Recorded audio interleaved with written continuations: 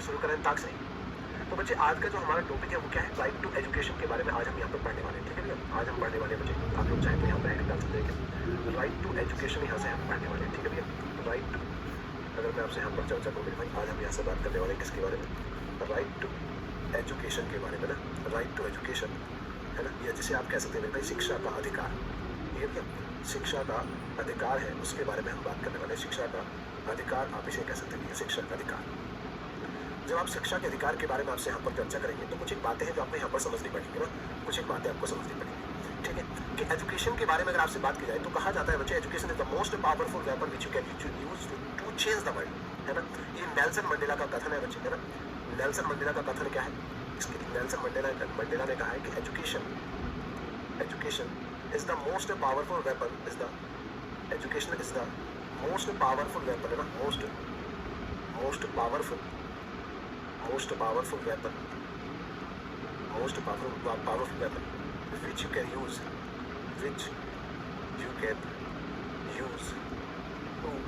change the world, है ना, to change the world।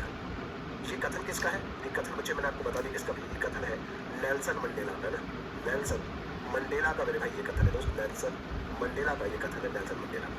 समझ गए ना। या यूँ कह सकते हैं कि अगर मैं आपसे बात करूँ शिक्षा के बारे में नेल्सन मंडेला में, तो चलो ये कहती है, लेकिन शिक्षा होती क्या है बच्चे, है ना। सर जी आपके पीछे क्या लगा, क्या लगा भाई मेरे पीछे, पता नहीं कुछ क्या लगा, कुछ नहीं लगा। ठीक है भैया,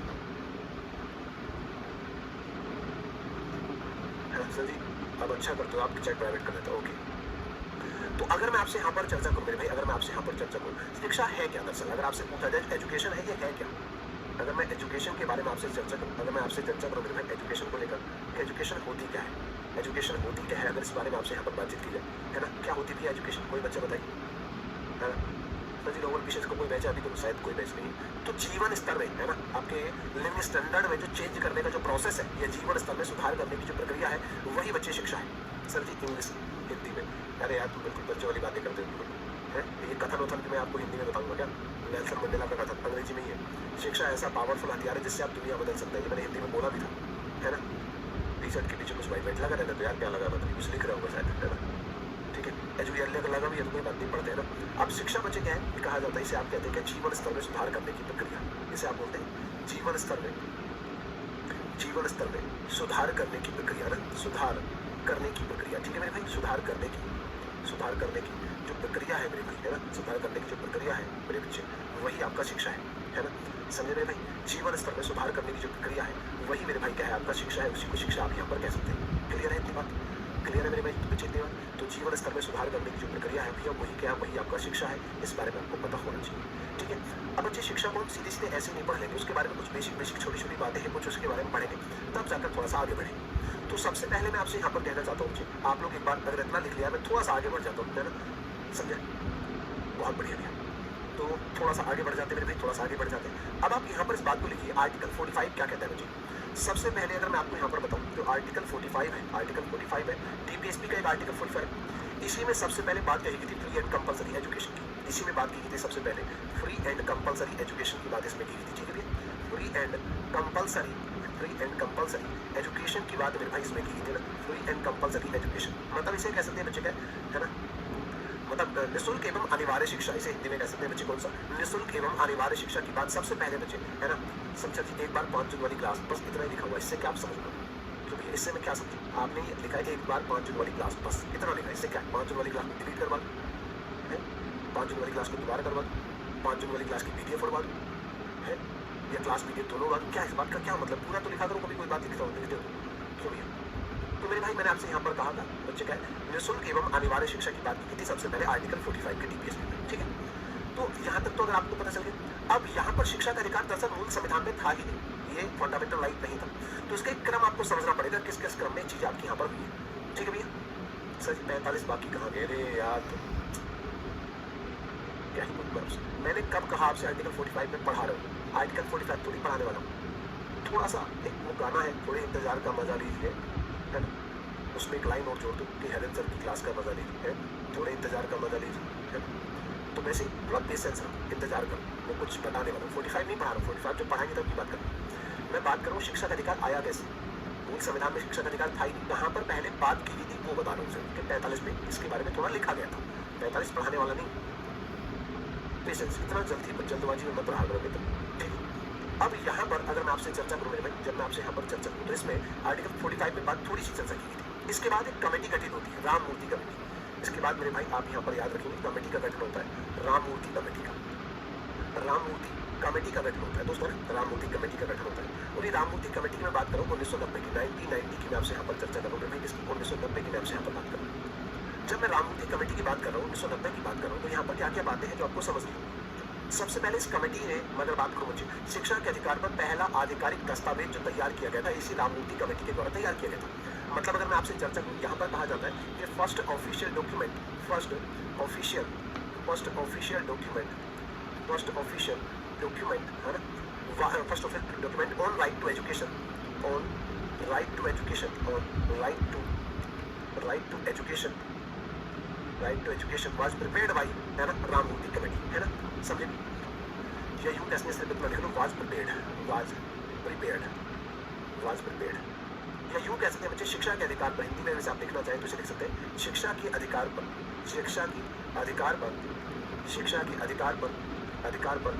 पहला आधिकारिक दस्तावेज, है ना, पहला आधिकारिक दस्तावेज अगर पूछा जाए, पहला आधिकारिक दस्तावेज तैयार किया, है ना, तैयार किया। तो सवाल परीक्षा में यही पूछा जाएगा कि शिक्षा के अधिकार पर पहला आधिकारिक दस्तावेज किसने तैयार किया, है ना। सर जी आप नाराज हो क्या? मैं क्यों नाराज रहूँगा मित्र, मैं क्यों नाराज रहूँगा? मेरे पास कोई ऐसा कारण नहीं है जिसकी वजह से मैं नाराज रहूँगा आपसे, है ना। Sir your method of reading is very good. Reading की जगह वैसे टीचिंग लिखेंगे तो थोड़ा सा सेंस निकल पाएगा ना। हालांकि मेरा रीडिंग मेथड भी अच्छा है, लेकिन अभी ये जिस मेथड की आप बात कर रहे हैं मित्र, ये टीचिंग मेथड है, नॉट रीडिंग, है ना। चलिए कोई बात नहीं। तो सर जी एक किताब का नाम लिख लो, उसमें आर्टिकल 45 नहीं है भाई, इस किताब से थोड़ा ना चल रही यार कहानी। ये कह रहे हैं सर जी नीली किताब में जो आर्टिकल 45 में लिखा हुआ, नीली किताब में तो आपका राम मूर्ति कमेटी भी नहीं लिखा हुआ, नीली किताब में तो तापस मजूमदार कमेटी भी नहीं लिखा हुआ, नीली किताब में तो आपका बच्चे हो सकता है कि मोहनी जैन वर्सेस कर्नाटक राज्य का जो केस है वो भी नहीं लिखा हुआ, ठीक है। तो मैंने आपसे यहाँ पर क्या कहा दोस्त, मैंने आपसे यहाँ पर क्या कहा कि आर्टिकल 45 में कुछ बातें लिखी गई थी, है ना, शिक्षा के अधिकार पर। फिर मैंने कहा राम मूर्ति कमेटी का एक गठन होता है, इस राम मूर्ति कमेटी को वो काम दिया गया था कि शिक्षा के अधिकार पर एक दस्तावेज तैयार किया, तो इसी कमेटी के द्वारा शिक्षा के अधिकार पर एक ड्राफ्ट तैयार किया गया, एक ऑफिशियल डॉक्यूमेंट तैयार किया गया। आप इतना समझिए, क्लियर भी है। अब इसके बाद मेरे भाई इसने तैयार किया, तब ये केस होता है मोहनी जैन वर्सेस कर्नाटक राज्य का केस। एक केस है भैया, कौन सा? एक केस है मोहनी जैन वर्सेस कर्नाटक राज्य का एक केस है ना, मोहनी जैन वर्सेस कर्नाटक राज्य का एक केस होता है मेरे भाई। मैं थोड़ा सा डेप्थ में चला जाता हूँ कई बार पढ़ाते उसके लिए क्षमा चाहता हूँ, लेकिन कोई बात नहीं, समझना भी जरूरी है। तो इस मोहनी जैन केस में बच्चे क्या हुआ कि राइट टू एजुकेशन को इस केस में कहा गया कि right to education is a part of right to life. इसमें केस में क्या कहा गया? इस केस में कहा गया कि राइट टू एजुकेशन, है ना, इस केस में या यूं कह सकते, इस केस में फैसला सुनाया गया, इस केस में आपका एक फैसला सुनाया गया कोर्ट के द्वारा, और इस फैसले में कहा गया कि right to education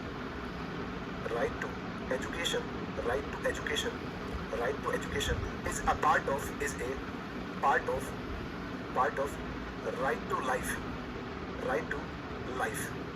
of article 21। इन्होंने बच्चे यहाँ पर क्या कहा, देखो अभी तक इस बात जितना अब तक मैं अब तक इतना पढ़ा चुका हूँ, इसमें इस बात को समझिए, शिक्षा का अधिकार अभी मौलिक अधिकार था ही नहीं, है ना, समझ भैया। शिक्षा का अधिकार सर जी आर्टिकल 21 में लिखना है कि अरे मेरे भाई, मेरे दोस्त, मेरे बंधु, मेरे सखा, मैं रो दूंगा और बहुत तेज रोऊंगा, बहुत घटिया वाला रोऊंगा, पूरा आंसू से पूरा स्कूल भर जाएगा, सच बता रहा हूँ, पानी पानी हो जाएगा, है ना, समझ भैया। तो मेरे बच्चे थोड़ा सा पेशेंस रख लो, जैसे मैं लिखता जा रहा हूँ फिलहाल ऐसे लिखते रहो, थोड़ी देर में आपको सारी चीज़ें समझ में आ जाएंगी कि मैं इतना ज़्यादा क्यों बता रहा हूँ, ये सारी चीज़ क्यों बता रहा हूँ, ठीक है भैया। तो मेरे बच्चे मैंने आपसे कहा कि शिक्षा का अधिकार आर्टिकल 21 में जीवन के अधिकार का ही हिस्सा है। इसका मतलब हिंदी में कि शिक्षा का अधिकार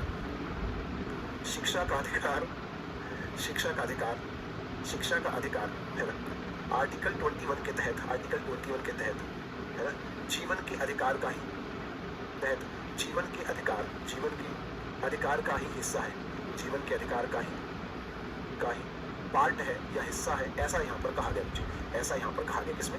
इस केस में फैसला सुनाया गया कि शिक्षा का अधिकार है ना, ये आर्टिकल 21 का ही हिस्सा है। बोले अच्छा जी, आर्टिकल 21 में हमने क्या पढ़ा था? आर्टिकल 21 में क्या था? प्राण एवं दैहिक स्वतंत्रता, जीवन का अधिकार, राइट टू लाइफ। तो यहाँ पर कोर्ट ने, यहाँ पर कर्नाटक राज्य में यहाँ पर कोर्ट ने फैसला सुनाया कि भैया ये तो शिक्षा का अधिकार तो ऑलरेडी भारतीय संविधान में है। सरकार ने कहा, माय गॉड, क्या बात कर रहे हो? बोले कहा पूरा आर्टिकल 21 में, बोले वो तो जीवन जीने का अधिकार। बोले हाँ, उसी में ये भी शामिल है। बोले क्या बोले? बिना शिक्षा के कैसा जीवन? इस वजह से जीवन के अधिकार में शिक्षा का अधिकार भी शामिल है। इसका मतलब अब सरकार की मजबूरी बन गई, अच्छा शिक्षा का अधिकार देना पड़ेगा। बोले हाँ जी बिल्कुल देना पड़ेगा, कोर्ट ने कहा। चलो जी, जब कोर्ट ने ये बात कह दी, फिर सरकार के द्वारा एक और कमेटी का गठन किया जाता है जिसे बोलते हैं तापस मजूमदार कमेटी। सर जी लिखना भी है क्या? अगर मेरे बच्चे आपका माइंड इतना शार्प है कि एक बार देखने के बाद आपको याद हो जाता है तो बिल्कुल लिखने की जरूरत नहीं। हाँ, अगर आपको ऐसा आपके साथ ऐसा नहीं है तो बिल्कुल आपको वो सब लिखना पड़ेगा जो मैं यहाँ पर लिख पाता हूँ, है ना? समझे भैया? तो मेरे भाई मैंने इतनी बातें बता दी। अब दोस्त मैं आपसे यहाँ पर चर्चा करूंगा। अब यहाँ पर गवर्नमेंट के द्वारा एक कमेटी गठित की जाती है जिसे बोलते हैं तापस मजूमदार कमेटी, है ना? अरे रे रे रे रे, ये क्या हो गया? क्या बात कर रहे हैं? अब गवर्नमेंट के द्वारा एक कमेटी गठित की जाती है जिसे बोलते हैं तापस मजूमदार कमेटी। एक कमेटी यहाँ पर गठित की गई मेरे भाई, कौन सा? तापस मजूमदार कमेटी, तापस मजूमदार कमेटी, ठीक है। अब इस तापस मजूमदार कमेटी का अगर आपसे बात करें जिसके बारे में, है ना, तो आप यहाँ पर याद रखेंगे गवर्नमेंट के द्वारा इस कमेटी का गठन किया गया था, तापस मजूमदार कमेटी। क्यों, क्या है इस कमेटी के बारे में खास?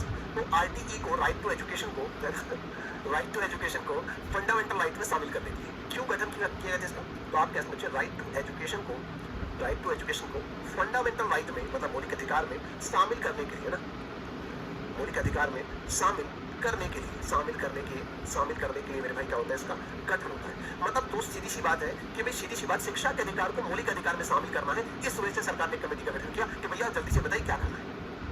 अब इस कमेटी को काम सौंपा गया कि राइट टू एजुकेशन को किस आर्टिकल में शामिल करना है। यहाँ पर राइट टू एजुकेशन को, शिक्षा के अधिकार को किस आर्टिकल में शामिल करें, किस आर्टिकल में शामिल करें। ये सब काम बच्चे इसी का था, क्योंकि पूरा काम इसे सौंप दिया, भाई अब तुम बताओ क्या करना है, अब तुम बताओ मित्र क्या करना है ना? समझे बच्चे? जैसे माता सिद्धार्थ शुक्ला की शादी होगी, है ना, दावत का प्रोग्राम है, तो यहाँ पर अंकित कन्नौजिया को काम सौंप दिया कि अंकित कन्नौजिया भैया तुम्हें देखो खाने में क्या बनना है, कितनी क्वांटिटी में बनना है, कितने लोगों का खाना बनना है, सब तुम डिसाइड करोगे। वैसे ही तापस मजूमदार कमेटी को एक काम सौंप दिया। जब यहाँ पर इस कमेटी को एक काम सौंप दिया, अब कोर्ट ने भी कह दिया कि शिक्षा का अधिकार आपको देना होगा, तो सरकार को देना तो पड़ता, सरकार को कोई ना कोई कानून बनाना पड़ता, ठीक है भैया। सर जी 5 जून वाली, सर एक बार 5 जून वाली क्लास देखना, क्यों ज्यादा सुंदर लग रही है? वो दिखाई चल रही 5 जून वाली क्लास है भैया? क्यों मित्र, वो दिखाई चल रही? पैसे उसे भी देने पड़ेंगे कुछ 5 जून वाली क्लास? तो कूटे दूर से पकड़ के पूरी बात दिखा तो नालायक। अब यहाँ पर बच्चे जब ये सब बातें होगी तो फिर यहाँ पर भारतीय संविधान में एक संशोधन किया गया जिसे बोलते हैं 86th अमेंडमेंट सन 2002, 86वां संविधान संशोधन 2002। अब इसके बाद आपके यहाँ पर किया जाता है। अब इस 86th अमेंडमेंट को लेकर अगर आपसे यहाँ पर चर्चा करूँ, अगर इस 86th अमेंडमेंट को लेकर अगर आपसे यहाँ पर चर्चा करूँ, मुकेश पांडे जी बिल्कुल सही बात है ना? समझे बच्चे? तो अगर मेरे भाई इसके बारे में आपसे चर्चा करूँ तो ये जो अमेंडमेंट है, जो संशोधन है, 86वां संविधान संशोधन 2002, ये पारित कब हुआ? सबसे पहली बात तो आपको ये समझ रही है, पारित कब हुआ? 2009 में बच्चे ये पारित हुआ। जबकि लागू होने को लेकर बात की जाए बच्चे, लागू कब हुआ? तो आपको ये बात याद रखनी है कि लागू हुआ बच्चे का 1 अप्रैल, है ना, 1 अप्रैल मेरे बच्चे याद रखेंगे, 1 अप्रैल 2010 को क्या होता है दोस्ती, लागू होता है। मेरे बच्चे याद रखेंगे कब लागू हुआ? तो 1 अप्रैल 2010 को बच्चे क्या होता है, ये लागू होता है। जब ये 1 अप्रैल 2010 को लागू हुआ तो यहाँ पर बच्चे इस अमेंडमेंट में कुछ खास हुआ था क्या? इस अमेंडमेंट में कुछ खास हुआ था क्या? तो आप यहाँ पर याद रखेंगे article 21A inserted in constitution, है ना, इंसर्टेड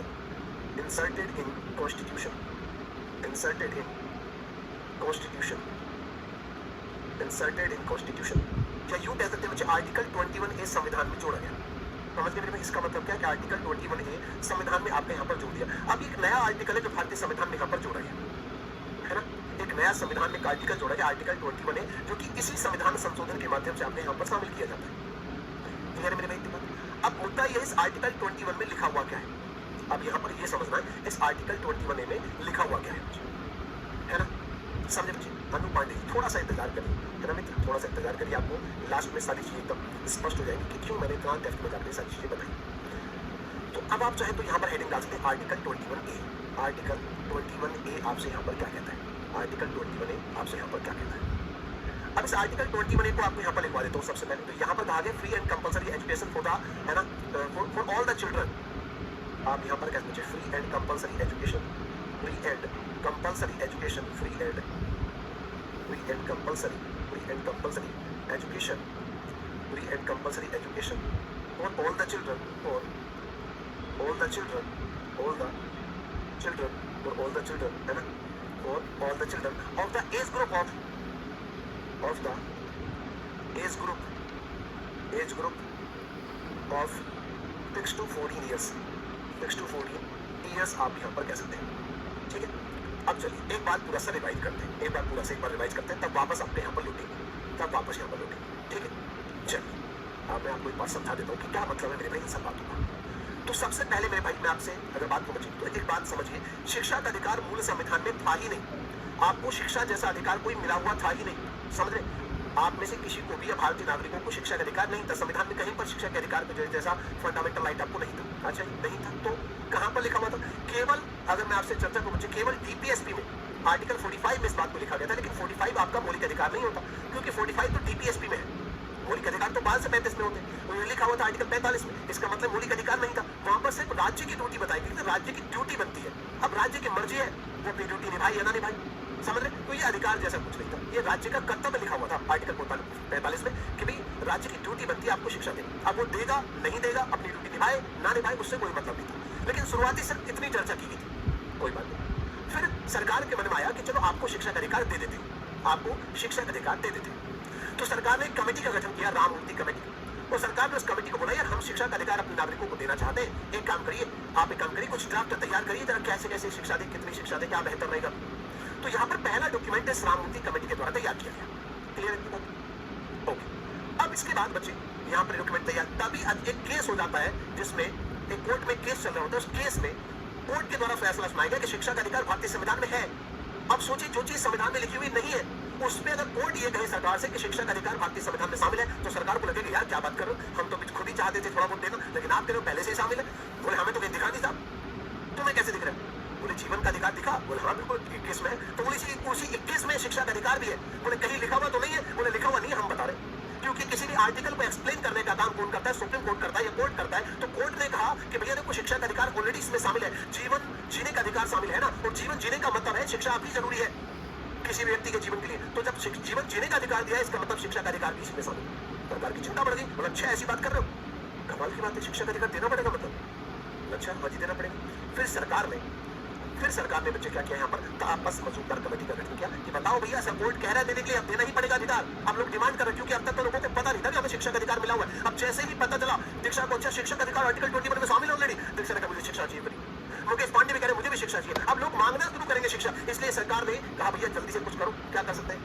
बोले जी कमेटी को नाम सौंपा, बताओ भैया कितने कितने शिक्षा देंगे। तो इस कमेटी के द्वारा यहाँ पर एक अमेंडमेंट किया गया, 86 अमेंडमेंट, और इसमें इस अमेंडमेंट को पारित करने के बाद एक अलग से एक आर्टिकल जोड़ा शिक्षा के अधिकार में, आर्टिकल 21A। बोले जी हाँ हम स्पष्ट कर रहे हैं कितने शिक्षा देंगे, ठीक है। अब इसको 21A में लिखा गया कि 6 से 14 साल की आयु के बच्चों को निःशुल्क और अनिवार्य शिक्षा मिलेगी। 6 साल से 14 साल की उम्र के बच्चे जितने भी हैं उन्हें सरकार जो है फ्री एंड कंपल्सरी एजुकेशन का अधिकार देती है। बोले अच्छा ये बात है। तो अब आपको पता चला क्यों मैंने ये सब लिखवाया, क्योंकि एग्जाम आपसे पूछेगा शिक्षा के अधिकार पर पहला आधिकारिक दस्तावेज किसने दिया? क्या राममूर्ति कमेटी। किस केस में कहा गया शिक्षा का अधिकार पहली बार एक मौलिक अधिकार? इस मोहनी जैन के केस में कहा गया।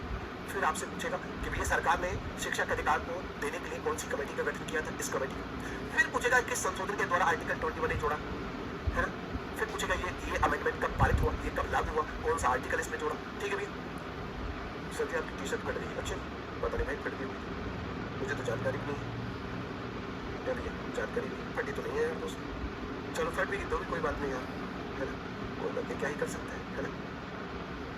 चलो कुल मिला के मुद्दे पे वापस आते हैं ना, कुल मिला के मुद्दे पे वापस आते हैं, है ना। समझे बेटा? अच्छा प्रांशु सर ठीक है भैया मैं चेक कर लूँगा, चिंता मत करो, चेक कर लूँगा भाई, चेक कर लूँगा। तो यहाँ पर मैंने आपको बता दिया free and compulsory education for the और all the children of the age group of 6 to 14 years। इतनी बातें मैंने यहाँ पर बता दी, इतनी बातें मेरे बच्चे मैंने आपको यहाँ पर बता दी। अब इसका मतलब क्या है? इसका मतलब हिंदी में भी आपको बता देता हूँ एक बार, इसका हिंदी में मतलब बता देता हूँ कि 6 से 14 वर्ष की आयु की 6 से 14 वर्ष की आयु बच्चों को निःशुल्क एवं अनिवार्य शिक्षा, निःशुल्क एवं अनिवार्य शिक्षा, निःशुल्क एवं अनिवार्य शिक्षा, मतलब कोई बहाना नहीं चलेगा, अनिवार्य शिक्षा, इसका प्रावधान देने की बात की इसमें, है ना। सर आप पेट का फॉर्म फिल किए? नहीं भाई, मैं तो कोई फॉर्म भरता नहीं हूँ, है ना। मैं तो भाई कोई फॉर्म नहीं भरता हूँ दोस्तों, बल्कि वो प्रिंट है। आप समझ में आया ना? Okay, very good. तभी मैंने आपसे कहा थोड़े इंतजार का मजा लीजिए, है ना। चलो भैया, इतनी बातें क्लियर होनी चाहिए, इतनी बातें क्लियर। अब यहाँ पर ये बात कह तो दी कि राज्य आपको शिक्षा देगा, लेकिन अब थोड़ा और क्लियर समझना बाकी है कि अगर मान लेते हैं बच्चे मुकेश पांडे को ये बात पता चल जाए, है ना, या कीर्ति को ये बात पता चल जाए कि अच्छा राज्य हमें शिक्षा देगा 6 से 14 साल की उम्र में। कीर्ति ने सोचा अच्छा बेटे ओम मजे आ गए। कीर्ति ने कहा ऐसा करते हैं 6 से 14 साल की उम्र में देगा ना। तो कीर्ति ने सोचा कि मैं यहाँ पर इस 14 साल की उम्र में ही 10वीं भी कर लूंगी, 12वीं भी, 12th भी, है ना,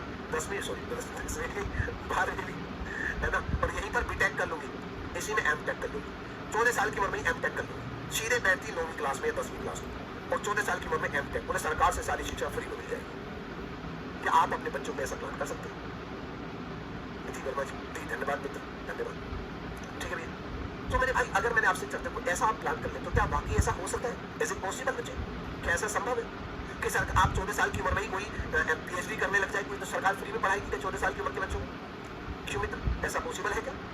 ये कैसी शिक्षा दी जाएगी यहाँ पर, उस पर थोड़ी चर्चा करनी जरूरी है ना। समझे बच्चे? तो मेरे भाई, अगर मैं आपसे यहाँ पर चर्चा करूँ दोस्त, अगर मेरे बच्चे में आपसे यहाँ पर चर्चा करूँ, अगर मेरे भाई मैं आपसे यहाँ पर चर्चा करूँ, तो इस एजुकेशन वर्ड को समझना बड़ा जरूरी है। ये जो एजुकेशन है, इस एजुकेशन का मतलब क्या है दोस्त, इस बात को मैं आपको समझा देता हूँ, है ना। ये जो एजुकेशन वर्ड है मेरे बच्चे, ये जो एजुकेशन शब्द है मेरे भाई, ये जो एजुकेशन शब्द है, इस एजुकेशन शब्द के मायने थोड़े समझना बड़े जरूरी है। तो सबसे पहली बात यहाँ पर बात की गई है किसके बारे में? एलिमेंट्री एजुकेशन की बात की गई। किसकी भी है? एलिमेंट्री एजुकेशन की बात है। इस शिक्षा का मतलब बच्चे केवल एलिमेंट्री एजुकेशन, केवल प्रारंभिक शिक्षा, अनिवार्य शिक्षा की बात कर रहे हैं बच्चे, है ना। समझे? केवल एलिमेंट्री एजुकेशन की बात कर रहे हैं। और यहाँ पर स्पष्ट कर दिया कि नो हायर और प्रोफेशनल एजुकेशन। यहाँ पर स्पष्ट है मेरे भाई, याद रखना, नो हायर और प्रोफेशनल एजुकेशन, नो हायर और प्रोफेशनल एजुकेशन। मतलब हालांकि इतना डिटेल में आपको जाने की जरूरत है नहीं, कि आपको इसे कितना पढ़ लेंगे तो आपका काम चल जाएगा। ये तो आपको एक्स्ट्रा, क्योंकि मुझे पता नहीं क्यों आदत है थोड़ा सा ज्यादा बताने की, है ना, बीमारी है थोड़ी ज्यादा बताने की। ठीक है भैया। तो मेरे बच्चे, यहाँ पर मैं आपको बताता हूँ, यहाँ पर कोई मतलब यहाँ पर कोई हायर एजुकेशन नहीं दी जाएगी, कोई बीटेक एमटेक आपको नहीं कराया जाएगा, कोई प्रोफेशनल एजुकेशन आपको यहाँ पर नहीं दी जाएगी बच्चे, कोई प्रोफेशनल डिग्री वगैरह आपको यहाँ पर नहीं दी जाएगी। ठीक है, आपको बच्चे बीएड वेड ऐसा कुछ भी, आपको PhD वगैरह की ऐसा कोई डिग्री आपको यहाँ पर नहीं दी जाएगी, इस बात को याद रखिए। और ये जो शिक्षा होगी, ये शिक्षा होगी इन स्टैंडर्ड स्कूल होगी, इन स्टैंडर्ड स्कूल। मतलब सरकार जो आपको शिक्षा देगी ये मानक स्कूलों में देगी। स्टैंडर्ड मतलब VIP नहीं, स्टैंडर्ड मतलब जो मानक है, जो मानक होंगे उन शिक्षा को देने की बात की जाएगी। समझे मेरे बच्चे? एक स्टैंडर्ड स्कूल की बात की जा रही है, केवल स्टैंडर्ड स्कूल की दी जाएगी। अब आपके मन मस्तिष्क में बात चल सकती है, सर स्टैंडर्ड स्कूल होते क्या है ये तो बता दो। है फिर वही गंदी आदत मेरी, है ना, गंदी आदत मेरी अंदर और ज्यादा घुसने की, है ना, और ज्यादा डेप्थ में जाने की। चलिए, जब मैंने बात छेड़ दी है तो ये भी बता ही देता हूँ स्टैंडर्ड स्कूल का मतलब क्या है। तो एक केस होता है बच्चे, एजुकेशन राइट ट्रस्ट वर्सेस, है ना, कर्नाटक राज्य। स्टैंडर्ड स्कूल को एक्सप्लेन इन, आप यहाँ पर याद रखेंगे, एजुकेशन, ये बच्चे कहाँ पर एक्सप्लेन किया गया, जैसे आप कैसे पूछे, education right trust, education right trust, है ना, versus Karnataka state, versus Karnataka state.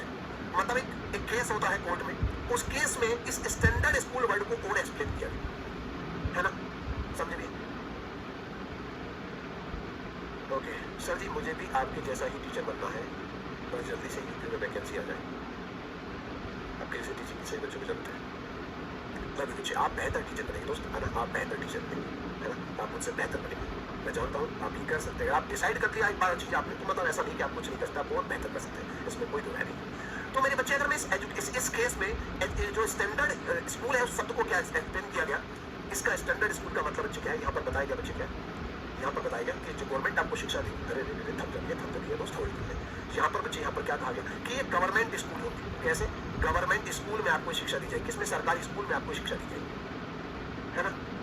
समझे भी, इतनी बात क्लियर है। अच्छा सरकारी स्कूल में, अच्छा सोचो आपके घर के पास में सरकारी स्कूल ना हो, है ना, समझे भी। अच्छा है कि आपको ये बीमारी है, अच्छा बहुत बढ़िया।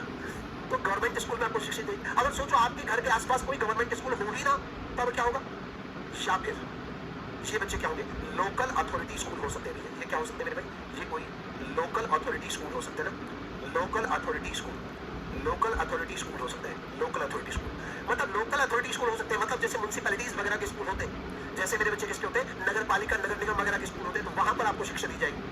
अगर सोचो आपके घर के पास में ना तो कोई सरकारी स्कूल है, ना ही मेरे बच्चे आपके घर के पास में कोई लोकल अथॉरिटी स्कूल है, तब कहां पर शिक्षा, क्योंकि सरकार की तो जिम्मेदारी है भाई, और आपका अधिकार है, शिक्षा मुझे चाहिए चाहिए। अनिल साहब कह रहे हैं शिक्षक पढ़ना है मुझे, अधिकार है, आर्टिकल 21 में शिक्षा दीजिए मुझे, लेकिन आपके घर के पास में कोई स्कूल नहीं, ना सरकारी स्कूल है ना कोई लोकल अथॉरिटी स्कूल है, तब क्या करें। तो यहाँ पर स्कूल एस्टेब्लिश्ड बाय और फंडेड बाय स्टेट, आप इसे कैसे बच्चे, स्कूल स्कूल अभी बता दो, चिंता मत करना, एस्टेब्लिश्ड बाय और फंडेड बाय स्टेट है ना, और फंडेड बाय स्टेट मतलब ऐसा स्कूल जिसे राज्य से अनुदान मिलता है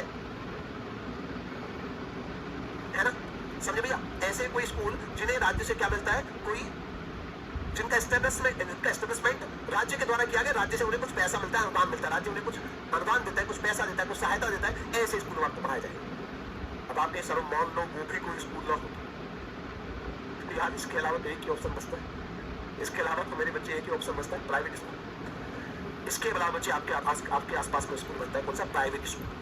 तो अगर मान लेते हैं इन स्कूलों में से कोई भी स्कूल आपके आसपास नहीं है, तो सरकार आपको प्राइवेट स्कूल में भी शिक्षा देगी, सरकार आपको प्राइवेट स्कूल में शिक्षा देगी, है ना भैया। सरकार आपका एडमिशन प्राइवेट स्कूल में कराएगी और उसकी जो फीस है वो गवर्नमेंट के द्वारा ही पे की जाएगी। ये है मानक स्कूल का मतलब, यही वो क्रम रहेगा जिस क्रम में आपको यहाँ पर, है ना भैया, जो क्रम आपके यहाँ पर रहेगा ये क्रम रहेगा।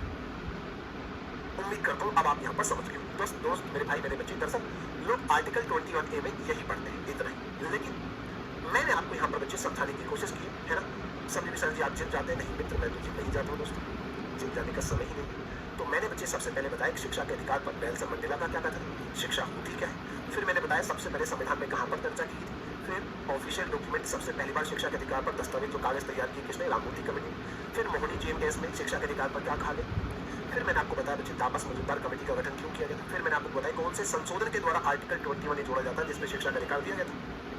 फिर मैंने कहा आर्टिकल 21A आपसे यहाँ पर क्या कहते हैं। फिर मैंने आपको बताया जो शिक्षा देने की आपको बात चल रही है ये कौन सी शिक्षा होगी, है ना, कौन सी शिक्षा होगी, और ये कौन से स्कूल होंगे। साथ में उन्होंने आपको ये भी बता दिया कौन से स्कूलों में किस क्रम में आपको शिक्षा दी जाएगी, किस स्कूल में दे सकते हैं। अब समझ में आ गया सब, अब लगा ना मैंने जो आपसे बोला था शुरुआत में, थोड़े इंतजार कर रहे हैं, मजा लीजिए, क्या भैया, समझ भैया, हाँ समझ भैया। इतनी बातें क्लियर है दोस्तों, थोड़ा सा मैं आगे बढ़ जाता हूँ, इतनी बातें क्लियर है मेरे बच्चे, तो मैं थोड़ा सा आगे बढ़ जाता हूँ, ठीक है। हालांकि उतना डेप्थ में कई बार जाने की जरूरत नहीं होती आपको, ये बात सच है, लेकिन फिर है ना कई बार किस्मत खराब होती है तो एग्जाम में डेप्थ में भी पूछ लेता है, ठीक है भैया। चलिए दोस्तों आगे बढ़ जाते हैं, आगे बढ़ जाते हैं, ठीक है, आगे बढ़ जाते हैं, समझे बच्चे, चलिए वेरी गुड। अब बच्चे ये आर्टिकल 21 तो आपका यहाँ पर क्या होगा, खत्म, टाटा बाय बाय हो गया। अब अगला आर्टिकल पढ़ेंगे बच्चे, है ना, समझे भैया, समझे मेरे बच्चे। तो अगर आर्टिकल 20 अगर मैं आपसे यहाँ पर चर्चा करूँ, अब बात करेंगे भाई इसके बारे में, आर्टिकल 22 आपसे यहाँ पर क्या कहते हैं। अब आप यहाँ पर हेडिंग डाल सकते हैं भाई कौन सा, आर्टिकल 22 मेरे बच्चे आपसे यहाँ पर क्या कहते हैं। कोई बच्चा ऐसा है तो मुझे बताएगा आर्टिकल 22 बात करता है, protection against arrest and detention की बात की है बच्चे, समझे भी। आप इसे कह सकते हैं मेरे बच्चे प्रोटेक्शन अगेंस्ट, अब आप इसे कह सकते हैं मेरे बच्चे protection against against against arrest and detention, है ना, arrest and detention, arrest and, समझिए अरेस्ट एंड डिटेंशन मेरे बच्चे आप इसे कह सकते हैं, अरेस्ट एंड डिटेंशन मेरे बच्चे इसे कह सकते हैं। अगर मैं इसे बात करूं बच्चे गिरफ्तारी से संरक्षण, आप इसे कई बार कह देते हैं गिरफ्तारी एवं निरोध से संरक्षण, गिरफ्तारी एवं निरोध से संरक्षण बच्चे, ठीक है भैया, निरोध से संरक्षण मेरे बच्चे आप इसे कह सकते हैं, गिरफ्तारी एवं निरोध से संरक्षण की बात करेंगे भैया, गिरफ्तारी एवं निरोध से संरक्षण की बात आपसे यहाँ पर कर रहे हैं। तो protection against arrest and detention की आपसे यहाँ पर मैंने चर्चा कर ली, है ना, या गिरफ्तारी एवं निरोध से संरक्षण की मैंने बात करी, ठीक। अब यार दोस्त आपको ये समझना है कि गिरफ्तारी, जब आप पुलिस आपको गिरफ्तार करने आती है तब आपको कौन कौन से राइट मिले हुए हैं उसकी बात कर रहे हैं क्या, बिल्कुल। जब पुलिस आपको गिरफ्तार करने आती है, जब आपके ऊपर कोई केस लगता है तो आपके पास कौन कौन से अधिकार होते हैं, उसी के बारे में आपसे यहाँ पर हम चर्चा करने वाले आर्टिकल 22, ठीक। लेकिन इसे पढ़ने से पहले आपको एक बात पता होना चाहिए क्या, कि भाई मेरे ये जो गिरफ्तारी शब्द है ये जो अरेस्ट एंड डिटेंशन वर्ड है, ये जो अरेस्ट वर्ड है, इस अरेस्ट वर्ड का मतलब क्या है? तो मेरे बच्चे, अगर मैं इसमें आपसे बात करूं, जो अरेस्ट वर्ड है, जो गिरफ्तारी शब्द है ना, इस गिरफ्तारी में 2 प्रकार की गिरफ्तारी आपको पता होनी चाहिए, फिर आप बेहतर समझ पाते हैं। समझे भी? सर जी इस पैसे से जीडी की तैयारी पूरी हो जाएगी? हाँ भैया पूरी हो जाएगी, बिल्कुल पूरी हो जाएगी। तो मैं आपसे बात करता हूँ, गिरफ्तारी 2 प्रकार की होती है। पहली प्रकार है जिसे आप बोलते हैं प्यूनिटिव डिटेंशन। क्या बोलते हैं? आप इसे बोलते हैं मेरे बच्चे, कौन सा? आप इसे बोलते हैं मेरे भाई प्यूनिटिव डिटेंशन, आप इसे कह सकते हैं। प्यूनिटिव डिटेंशन मेरे बच्चे आप इसे कह सकते हैं, या इसे बोलेंगे बच्चे कौन सा? इसे बोलेंगे बच्चे प्यूनिटिव डिटेंशन, मतलब इसे बोलेंगे दंडात्मक निरोध। इसे बोलेंगे बच्चे कौन सा? दंडात्मक निरोध मेरे भाई, इसे कह सकते हैं दंडात्मक निरोध, आप इसे कह सकते हैं प्यूनिटिव डिटेंशन, या जिसे आप कह सकते हैं भाई दंडात्मक निरोध। और दूसरे प्रकार की जो गिरफ्तारी है बच्चे, जिसे बोलते हैं आप प्रिवेंटिव डिटेंशन। क्या बोलते हैं? जिसे आप बोलते हैं मेरे बच्चे प्रिवेंटिव डिटेंशन। प्रिवेंटिव डिटेंशन मेरे बच्चे आप इसे कह सकते हैं प्रिवेंटिव डिटेंशन मेरे भाई, आप इसे कह सकते हैं, या मेरे बच्चे इसे कह सकते हैं, इसे आप कह सकते हैं भाई निवारक निरोध। क्या बोलेंगे? इसे आप कह सकते हैं, इसे आप कह सकते हैं मेरे बच्चे निवारक निरोध, आप इसे कह सकते हैं निवारक निरोध, आप इसे कह सकते हैं। समझ मेरे भाई, आप इसे कह सकते हैं मेरे बच्चे कौन सा? इसे आप कह सकते हैं निवारक निरोध। तो प्रिवेंटिव डिटेंशन और प्यूनिटिव डिटेंशन 2 प्रकार की गिरफ्तारी होती है। अब ये 2 प्रकार की गिरफ्तारी होती क्या है, इस पर भी आपसे बात करेंगे बच्चे, है ना? इस पे बात करें। हाँ भैया MTS वगैरह सब कुछ है, चिंता मत करिए, है ना? समझ भैया? तो मेरे भाई अगर मैं आपसे यहाँ पर चर्चा करूँ, अगर मैं आपसे यहाँ पर चर्चा करूँ, तो मैंने आपको ये बताया 2 प्रकार की गिरफ्तारी है, दंडात्मक निरोध, एक आपको होता है निवारक निरोध। जब आपके ऊपर ये इल्जाम लगे कि अन्नू पांडे ने रात को जाके मुस्कान पांडे की जो है ना चोटी काट दी, कि आपने ये क्राइम कर दिया है, जब आपके ऊपर इल्जाम ये लगे, है ना, समझिए, जब आपके ऊपर मेरे बच्चे इल्जाम ये लगे कि आपने ये क्राइम कर दिया, जब ऋषभ के ऊपर इल्जाम ये लगे इन्होंने बाइक चोरी कर ली, जब सुधांशु के ऊपर इल्जाम ये लगे इन्होंने जो है पड़ोस के मुर्गी फार्म से जो है अंडा चुरा लिया, तो जब आपके ऊपर इल्जाम लगा कि आपने क्राइम कर दिया है, तब उसे बोल तब जो आपको बचे, तब आपको जो अधिकार मिलते हैं, तब आपको मिलते हैं दंडात्मक निरोध वाले अधिकार। तब आपकी जो गिरफ्तारी होती है, ये वाली गिरफ्तारी होती है ना, तब आपको ये वाले अधिकार मिलते हैं। लेकिन जब आपके ऊपर इल्जाम ये लगे कि आप ये करने वाले थे, जब इल्जाम ये लगे सुनैना जो है इंडिया गेट पर हमला करने वाली थी, जब इल्जाम ये लगे मेरे भाई, जब धीरज मिश्रा है ना कि संसद भवन को बम से उड़ाने वाले थे, उड़ाया नहीं है, उड़ाने वाले थे, समझे भैया? तो ऐसा जब आप क्राइम करने वाले थे, किया नहीं है, करने वाले थे, तब आपको कौन को तब भी आपकी गिरफ्तारी की जाती है। एक तो जब आपने क्राइम कर दिया है, ये इल्जाम लग रहा है, किया है कि नहीं किया बात की बात है, लेकिन इल्जाम क्या लग रहा है कि आपने क्राइम किया है, तो तब आपको कौन कौन से अधिकार मिलते हैं, तब की जो गिरफ्तारी, तब पर कौन कौन से अधिकार है। एक ही इल्जाम लगा है, आप ये क्राइम करने वाले थे, उस समय पर भी आपकी गिरफ्तारी होती है, क्राइम करने से पहले आपकी गिरफ्तारी हो जाती है, उस समय पर आपको कौन कौन से अधिकार मिलेंगे, तो ये दोनों चीजें मैं आपको पढ़ाने वाला हूँ। समझ में मेरे भाई? तो 2 प्रकार की गिरफ्तारी होती है, मैं आपसे चर्चा करूँ। सबसे पहले देखेंगे प्यूनिटिव डिटेंशन। तो आप लोग मेरे बच्चे हेडिंग डाल दो प्यूनिटिव डिटेंशन, ठीक है भैया? इतनी बात घंटा छोड़। हाँ जी, तो मेरे बच्चे अब यहाँ पर आप लोग हेडिंग डाल दो बच्चे, सबसे पहले प्यूनिटिव डिटेंशन, सबसे पहला प्रकार। अब आप यहाँ पर पढ़ेंगे मेरे भाई कौन सा? Punitive detention. अब आप यहाँ से पढ़ने वाले भैया प्यूनिटिव डिटेंशन मेरे बच्चे, अब आप यहाँ से पढ़ने वाले, जिसे आप बोलते हैं मेरे भाई क्या, जिसे आप कह सकते हैं दंडात्मक निरोध, जिसे आप बोले बच्चे कौन सा? दंडात्मक निरोध मेरे भाई, आप इसे कह सकते हैं दंडात्मक निरोध, ठीक है भैया? जिसे आप कह सकते हैं भाई दंडात्मक निरोध, कि जब आपके ऊपर इल्जाम ये लगे कि आपने ये क्राइम किया है, जब आपके ऊपर मेरे बच्चे इल्जाम लगे कि आपने क्राइम किया है ना? हरे सर विधायक है हमारे, ऐसा कुछ नहीं है, नहीं मित्र, मैं तो तुच्छ सा प्राणी, है ना? ठीक है भैया, समझे मित्र? सीजीएल का भी क्लास चलता है सर? हाँ भैया सीजीएल की भी क्लास चलती है, सब क्लास चलती है। तो मैंने आपको बता दिया बच्चे। अब सबसे पहले इसके अंदर क्या क्या है सर जी? आपकी टेलीग्राम आईडी क्या है? देखो चैनल है हरेंद्र सर ऑफिशियल के नाम से, आईडी है @ ऐसे ही है, बाकी बात को बताओ नहीं, ऐसे नहीं, ऐसे है HARENDRA हरेंद्र, एस कैपिटल में, एच कैपिटल में, बाकी सब छोटे हैं, लास्ट में GS कैपिटल में, ये आईडी है ना? और चैनल का नाम है, कई सारे चैनल है वैसे, हरेंद्र सर ऑफिशियल। जो क्लास के लिंक वगैरह आपको मिलते हैं सब इस पर मिलते हैं, क्लास के सब लिंक वगैरह बच्चे आपको उसमें मिलते हैं, जो PDF वगैरह यूट्यूब क्लास में भेजी जाती है वो यहाँ पर भेजी जाती है, यहाँ पर आप मुझे मैसेज कर सकते हैं सीधे, ठीक है भैया? और भी हरेंद्र सर जी के जैसे एग्जाम्पल नोट्स करके भी है, GS हरेंद्र सर भी, हरेंद्र सर डिस्कशन, कैसे कई सारी चीज़ें, लेकिन ये 2 मेन है, ये आईडी है, ये चैनल है, ठीक है? चलिए अब भैया मैं इसे पढ़ाऊंगा, इसमें भी 3 चीज़ें हैं, इसमें भी 3 चीज़ें हैं, उसे मैं आपको पढ़ा नहीं पाऊंगा, समझा नहीं पाऊंगा, लेकिन आपको एक जानकारी मैं देना चाहता हूँ। आपको एक जानकारी मैं देना चाहता हूँ, इवन आपसे कहना भी चाहता हूँ कुछ खास, है ना? संजय भैया, आपके लिए कुछ भी कह सकते हैं। ये आपका प्यार है मित्र, है ना? चलो, बहुत अच्छी बात है, फिर तो बहुत अच्छी बात है ना? मजा आएगा क्वेश्चंस, बिल्कुल, ठीक है भैया? चलिए दोस्तों, आगे की चर्चा कल करेंगे, बाकी आप खुश रहिए, मस्त रहिए, अच्छे से तैयारी करते रहिए मेरे भाई, मेहनत करते रहिए, ठीक है?